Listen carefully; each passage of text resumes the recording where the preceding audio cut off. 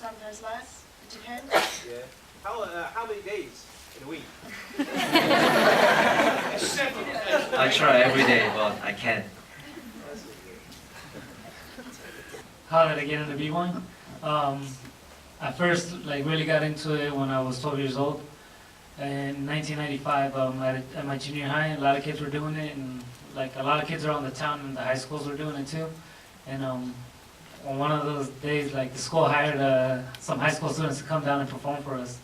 And when I saw them perform, it was that was what got me. It was I can relate to what they were doing, and the people that did it, I can relate to very well.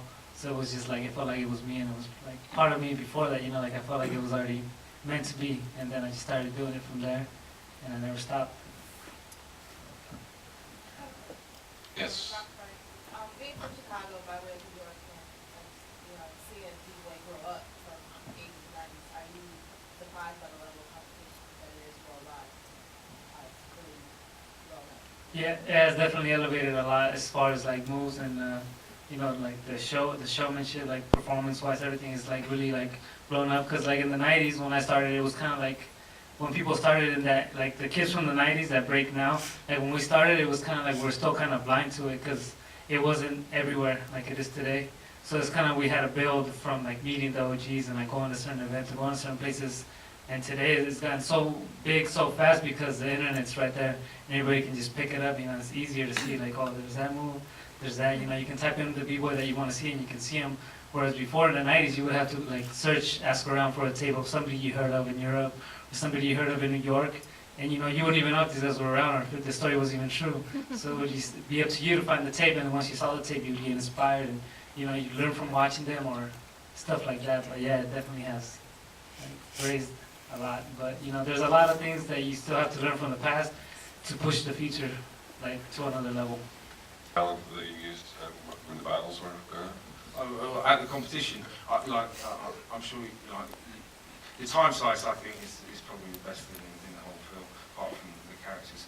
But that guy there who's on the camera, he's responsible for setting up the 70 cameras or however many it was, and then turning it into, it wasn't just a case of just arranging them to get that 25-second shot of Taisuke turning into a fish. Was quite a lot of work. Actually, it was the editor that decided to make it a 20-second shot, and then we just had to go along with it after that, and again raise money to sort of make sure it works on the big screen. One of the shots that I was amazed by was the shot in Japan in Shibuya, which is really interesting because we were talking about it earlier. Maybe you could speak a little bit about that. And that's where they were, an amazing crossing in Tokyo is. If you've ever been there, it's thousands of people crossing the road at the same time, but then the guy was doing the dancing. Yeah, it was actually quite impromptu. You walk in, it's quite a complicated film in Japan. You have to pay the mafia off to film in Shibuya, and we did that, but not to film in that big pedestrian square. And so we just arrived there one evening. The light was kind of perfect. It was still kind of dusky. You don't really get the sense of it because the light was really good, and we just said, go and do it. And it was the first take that was the best take, and then we did it a few more times. And yeah, I mean, it's got the energy of it.